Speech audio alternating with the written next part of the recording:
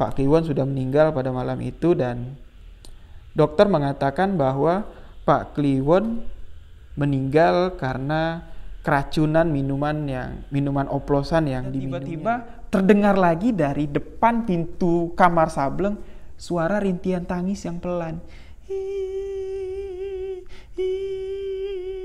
Ojo nak, ojo didol becakku.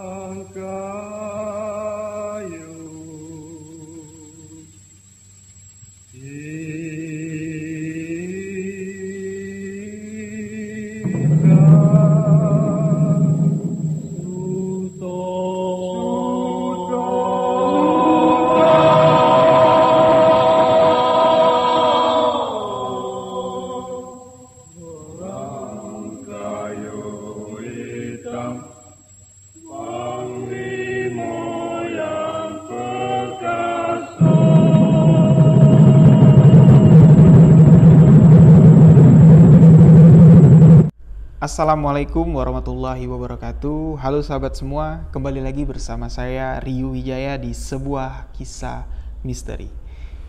Oke, di sebuah kisah misteri kali ini saya akan menceritakan sebuah kisah misteri yang merupakan pengalaman pribadi saya. Ya boleh dikatakan ini adalah pengalaman pertama saya yang berhubungan dengan hal-hal mistis ya.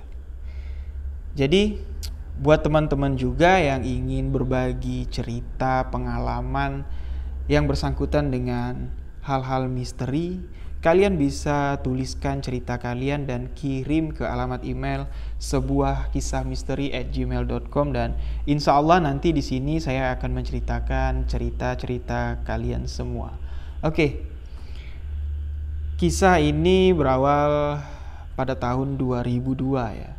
Pada tahun itu merupakan tahun yang menurut saya berat ya, karena saya harus pindah dari tempat tinggal saya, tanah kelahiran saya di Jambi, harus pindah ke Jakarta bersama keluarga ya. Ya namanya pindah di tempat yang baru, saya harus melakukan adaptasi dengan lingkungan yang baru ya, mulai dari lingkungan sekolah dan lingkungan tempat tinggal ya. Pastinya saya harus berbaur dengan teman-teman yang baru ya. Ya walaupun itu menjadi sebuah pengalaman yang berarti, namun untuk anak seumuran saya yang lagi asik-asiknya main ya, umur kelas 1 SMP, kelas 2 SMP itu lagi asik-asiknya bermain dengan teman seumuran, sedangkan saya harus pindah dan berbaur lagi, kenal lagi dengan teman-teman yang baru. Tapi alhamdulillah ya, berjalannya waktu saya bisa berbaur dari tempat tinggal saya sampai ke sekolahan, saya bisa berbaur dengan baik ya. Oke, jadi di Jakarta saya dan keluarga tinggal di Jakarta Timur, di dekat sebuah pasar tradisional ya.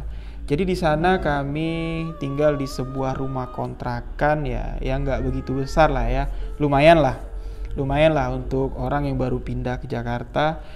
Dan di dekat rumah saya itu, jarak 2 rumah dari tempat tinggal saya itu ada sebuah lapangan ya. Sebuah lapangan ya, kalau saya bilang itu adalah lapangan serbaguna ya. Lapangan yang gak besar-besar amat, yang berukuran 10 kali 7 meter, yang sering digunakan warga setempat untuk melakukan aktivitas ya. Kalau sore sering anak-anak seumuran saya bermain bola kaki, dan kalau malam sering dijadikan tempat untuk warga setempat berlatih badminton ya. Jadi di tempat itulah saya mulai berkenalan dengan teman-teman baru, teman-teman sebaya saya ya.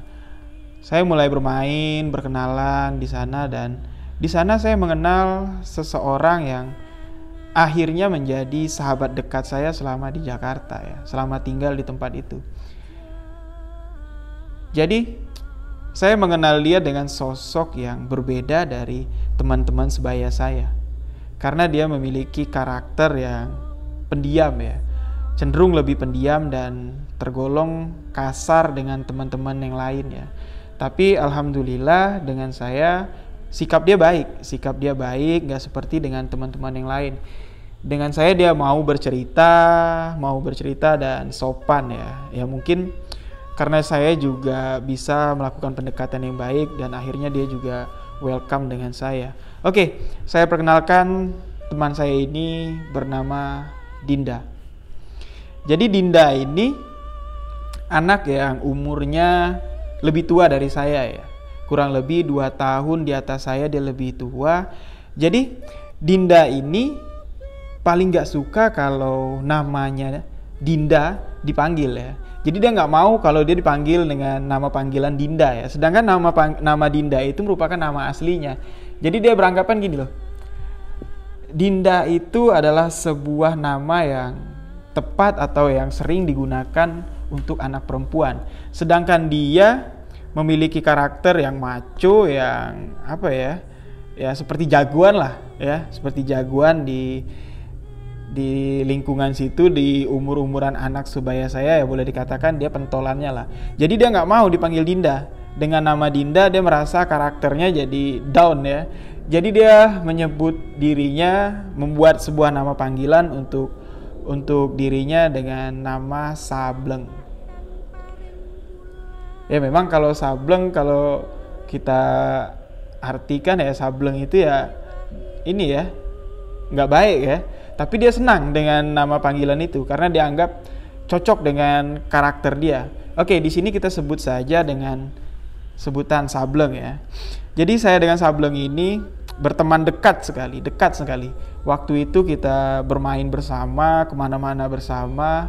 Kalau di waktu liburan sekolah seperti weekend ya, Sabtu Minggu, kalau enggak ya saya nginep di tempatnya Sableng yang nginep di rumahnya saya. Jadi kita pun juga memiliki kesamaan jam masuk sekolah ya. Jadi kita sama-sama di kelas siang. Walaupun sekolah saya dan sekolah Sableng itu nggak sama, tapi memang searah ya. Searah, sekolah saya dengan sekolah Sableng itu satu arah. Ya jadi kita sering pergi sekolah tuh sama-sama. Ya memang nggak begitu jauh lah jarak sekolahan. Jadi ya kita sering jalan kaki. Kalau nggak ditumpangin sama becak ya. Becak yang nyewa becak dari neneknya si Sableng ini. Jadi neneknya Sableng ini seorang juragan becak ya di tempat itu. Karena lingkungan di situ lingkungan pasar tradisional yang cukup besar ya di Jakarta Timur. Jadi nenek Sableng ini memiliki usaha sebagai juragan becak. Jadi kalau kita lagi jalan berangkat sekolah jam-jam 11:30 siang ya, 11:30 siang kita berangkat. Jadi kalau ketemu sama Pak Kliwon, ya Pak Kliwon salah seorang yang menyewa becaknya nenek Sableng ini, kita ditumpangin, saya diantar ke sekolahan karena sekolahan saya lebih dekat dan baru Sableng diantar ke sekolahannya. Jadi ya seperti itulah, kalau nggak dapat tumpangan dari Pak Kliwon ya kita jalan kaki. Jadi setelah hampir 6 bulan saya di Jakarta ya, dari pindah kurang lebih kalau nggak salah saya pindah dari Jambi itu sekitar bulan Maret ya, bulan 3 2002. Akhirnya setelah 6 bulan saya lebih sudah mulai lebih enjoy lah tinggal di lingkungan baru. Jadi Sableng ini tinggal dengan neneknya ya. Dengan neneknya, setelah saya dekat dengan Sableng, saya sering menginap di tempatnya Sableng. Ternyata karakter Sableng yang boleh dikatakan arogan dan kasar ya, sikapnya itu terbentuk dari lingkungan rumahnya ya. Memang boleh dikatakan Sableng ini seorang anak broken heart ya. Jadi kisah kecilnya Sableng ini cukup memilukan ya. Jadi Sableng ini anak tunggal ya, anak tunggal. Jadi sewaktu Sableng umur 5 tahun, ibunya ini pergi katanya pergi untuk menjadi TKI ya, menjadi TKI, tapi sampai beberapa tahun, sampai usia Sableng 8 tahun, ibunya yang pergi ini nggak ada kabar sama sekali. Jadi sampai bapak Sableng itu sakit-sakitan dan akhirnya meninggal di usia waktu itu, kalau nggak salah Sableng cerita, di usia Sableng 8 tahun bapaknya udah meninggal. Jadi dari umur 8 tahun itulah Sableng dibesarkan sama neneknya ya.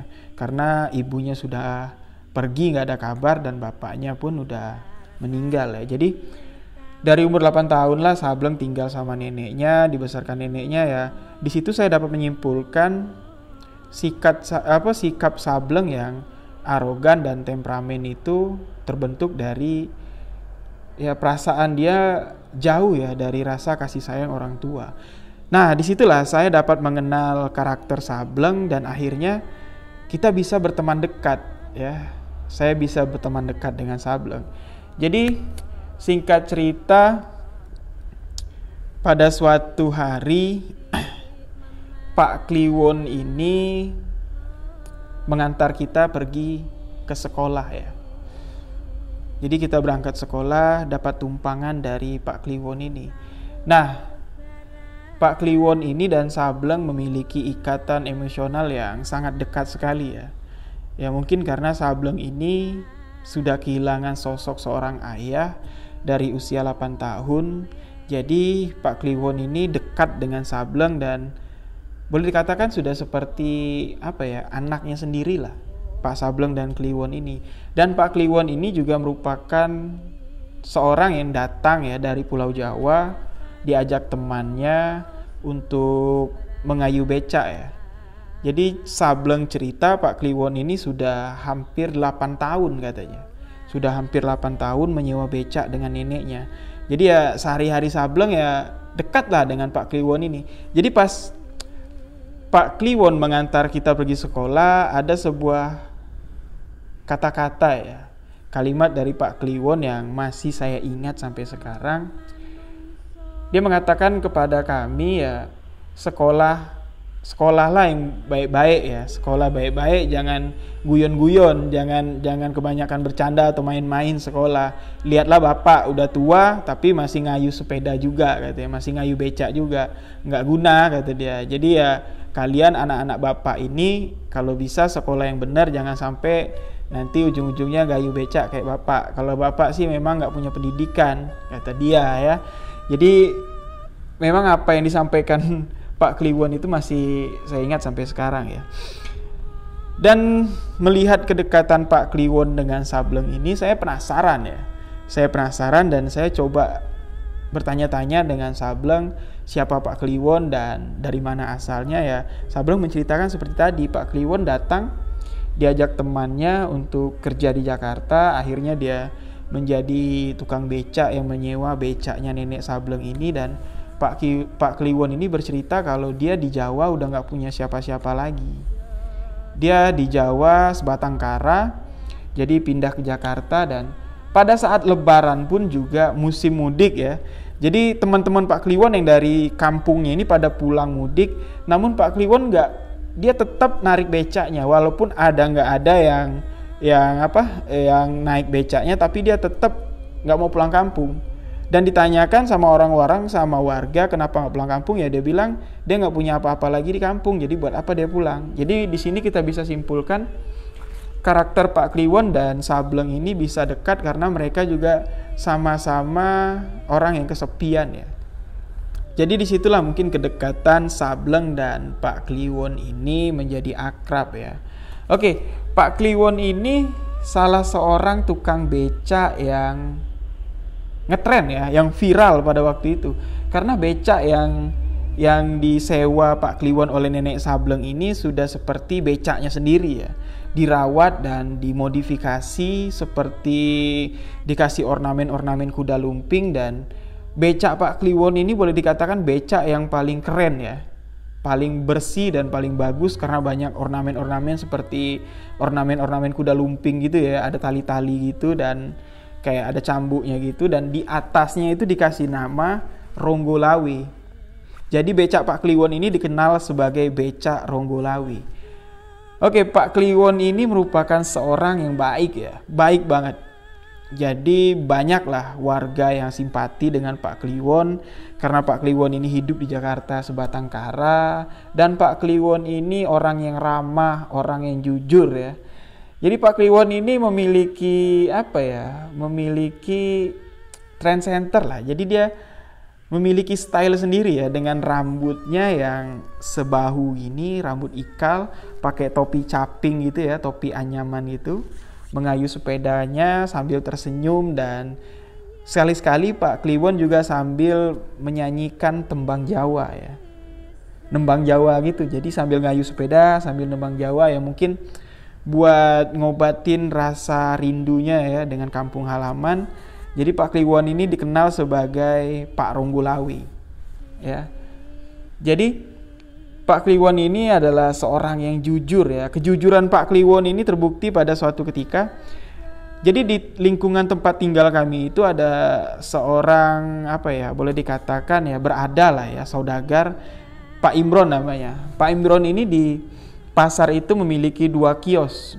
Kios yang pertama untuk istrinya khusus untuk berjualan sayur dari subuh sampai siang hari, dan kios yang ditempati Pak Imron sendiri merupakan kios sembako ya. Jadi semua perlengkapan beras, minyak, gula segala macam ada di toko Pak Imron.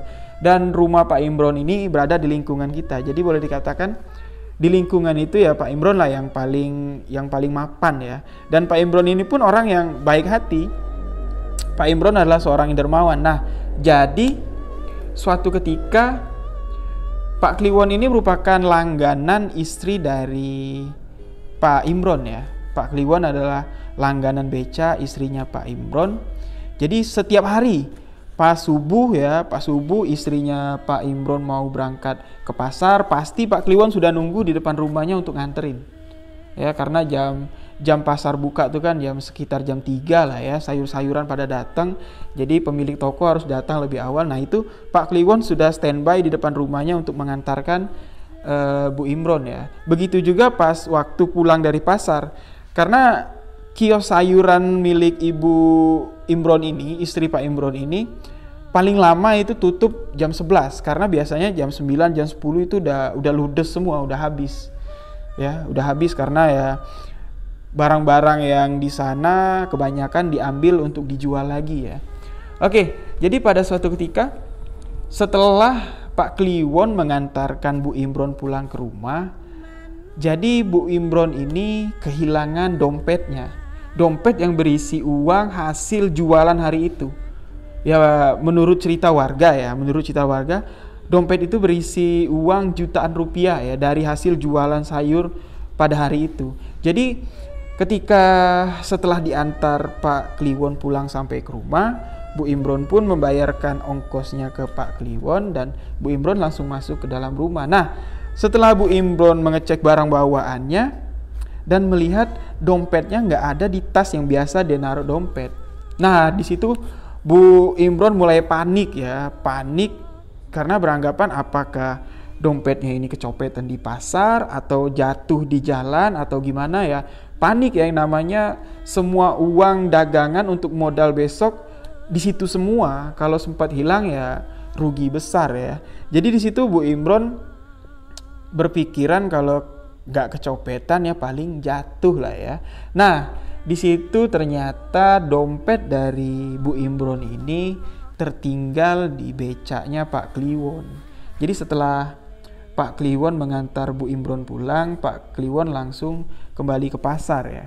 Kembali ke pasar untuk mangkal, mencari penumpang lagi. Nah, di situ Pak Kliwon melihat dompet dari Bu Imron ini keselip di samping ya, di samping becak itu kan ada tempat duduk belakang dan samping gini ya. Jadi dompetnya itu keselip di samping sini, di samping itu. Jadi begitu melihat dompet tersebut, Pak Kliwon langsung berpikir kalau ini pasti dompet Bu Imron, dan Pak Kliwon langsung bergegas mengantarkan dompet Bu Imron kembali ya.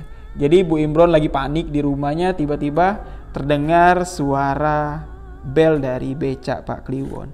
Ting ting ting ting.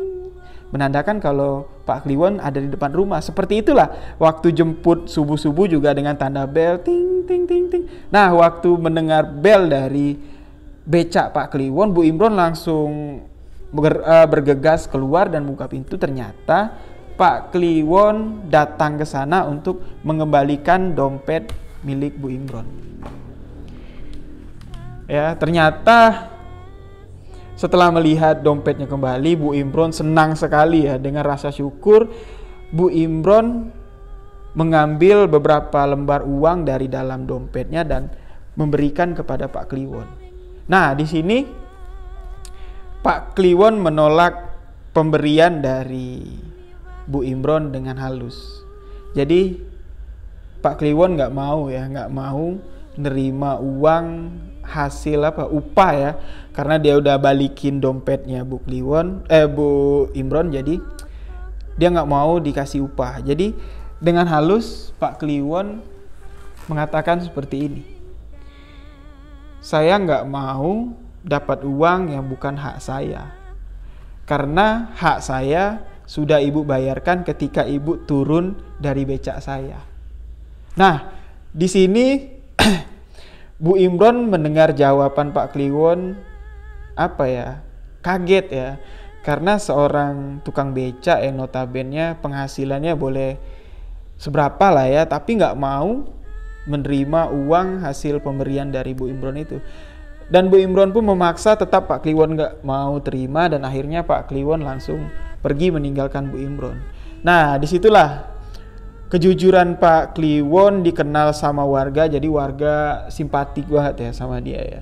Simpatik banget sama Pak Kliwon. Jadi Pak Kliwon ini memang di Jakarta itu nggak ada tempat tinggal. Dia sehari-hari tidur di atas becaknya. Kalau nggak tidur di pasar, dia tidur di gudang becak di samping kamarnya si Sableng. Jadi Sableng ini rumahnya nggak begitu besar juga lah ya.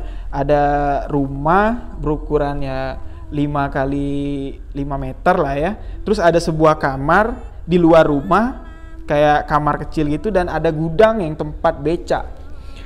Jadi becaknya neneknya Sableng ini dulu katanya paling banyak di sana, jumlahnya puluhan. Tapi karena waktu itu ada kebutuhan untuk biaya berobat dari ayahnya Sableng ini, akhirnya dijual, akhirnya sisa 11 becak aja ya. Tinggal 11 becak, dan salah satu becaknya disewa oleh Pak Kliwon. Nah, jadi Pak Kliwon ini memang nggak ada tempat tinggal. Dia kalau nggak tidur di gudang ya, tidur di atas becaknya di gudang di sebelah kamarnya Sableng ya, dia tidur di pasar. Nah, untuk mandi dan bersih-bersih, cuci pakaian segala macam, Pak Kliwon ini mengandalkan WC umum yang ada di pasar. Dan keseharian Pak Kliwon itu ya memang tiap hari dia keliling pasar gitu ya, memang nyari penumpang, dan terkadang Pak Kliwon ini sampai malam juga tetap mangkal di pasar ya, barangkali aja ada yang mau naik gitu ya. Memang ya itulah kesibukan dia, karena memang dia sendirian ya. Ya saya simpulkan di sini untuk mengisi kejenuhannya Pak Kliwon ini ya kegiatannya itu. Tapi ada sisi negatifnya dari Pak Kliwon. Pak Kliwon ini sering berjudi dan minum minuman oplosan ya, yang mungkin untuk sekedar hiburan atau entahlah ya, kita nggak tahu. Dan itulah ada sedikit hal yang negatif dari sosok Pak Kliwon, tapi itu nggak mempengaruhi kerja dia, kejujuran dia memang nggak pengaruh ya, istilahnya ya nakalnya dia ya. Nah, jadi pada satu ketika warga setempat, kami pun dikejutkan penemuan warga ya. Warga menemukan Pak Kliwon sudah tidak bernyawa lagi di atas becaknya. Sontak begitu Sableng mendengarkan suara itu, Sableng langsung berlari ke kasurnya ya, karena dia nggak yakin mendengar suara itu.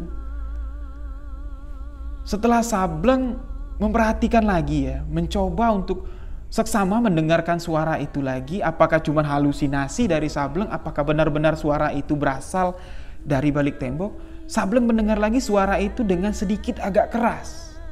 Ya, Sableng mendengar lagi suara itu dengan sedikit agak keras. Nak, becakku. Anakku, Dina.